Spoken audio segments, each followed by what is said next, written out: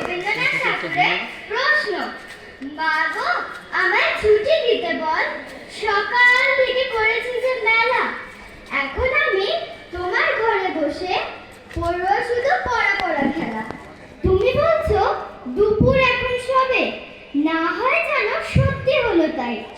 একদিনও কি দুপুর বেলা হলে বিকেল হলো মনে করতে নাই। আমি তো বেশ ভাবতে পারি মনে, সূর্য ডুবে গেছে মাঠের শেষে। বাগদি বুড়ি চুবড়ি ভরে নিয়ে শাক তুলেছে পুকুর ধারে এসে। আধার হলো মাদার গাছের তলায়, কালি হয়ে এলো দিঘির জল। মাঠের থেকে সবাই এলো ফিরে, মাঠের থেকে এলো চাষের দল। মনে কর না হলো ছাদের তারা, মনে কর না সন্ধে হলো যেন। রাতের বেলা দুপুর যদি হয়, দুপুর বেলা রাত হবে না কেন?